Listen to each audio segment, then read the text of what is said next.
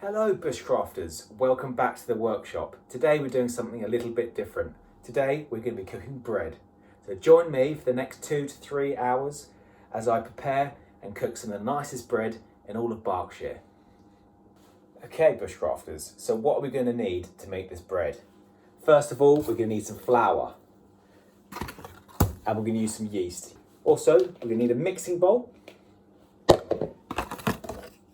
home-crafted bushcraft spoon that took you about 4 hours to make, about 6 years ago. A Le Creuset Dutch oven that you spent £150 on, used it once and then never used again because it's so hard to clean. Right, step one, add the flour to the mixing bowl. But make sure you leave a little bit left in there and I'll show you why later. All of it. Add 300 millilitres of water.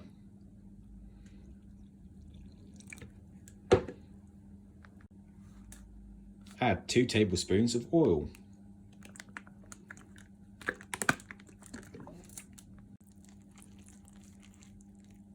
Mix together. As you can see, I've put the dough out. I'm leaving it for 5 minutes. Make sure you oil your Dutch oven. If it's too wet, add the excess you got left in the little container thing. Now it's going to knead it.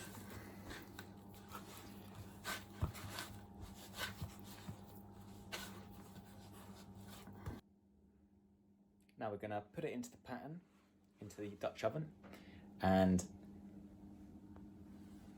cover up with a cloth. So make sure you put it somewhere warm. I'm going to leave it there for 15 minutes. Right, so it's been just over 15 minutes.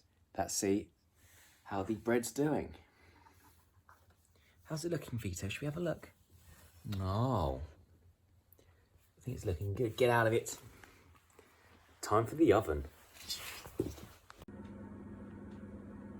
So before I put it in the oven, I'll just put some rosemary on the top and scatter a little bit of flour over. I preheat the oven to 220 centigrade, and that's chuck her in.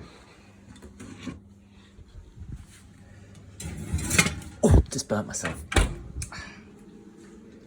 Hey Alexa, set timer for 20 minutes. 20 minutes. Oh, it's smelling lovely. Let's see how it's doing. Slide the bastard out. Lift the lid. Oh God. Oh, I know it's hot. Oh, that needs a couple more minutes. Basically, you can tell when it's done because if you touch the top of it, give it a flick, it's meant to feel hollow. So this needs to rise a little bit up more. There's a couple of ways you can get it to rise, but best thing to do is just stick it in the oven for that little bit longer.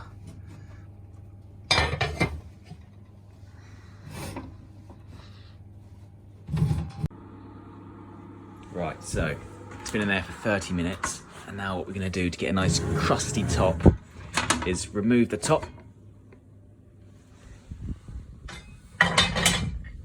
put back in for another 10 minutes.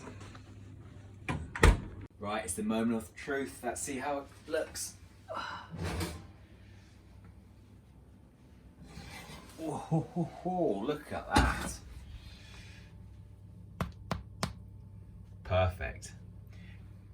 Now what we'll do is we'll flip it out, put it onto a grill and leave for at least 2 hours.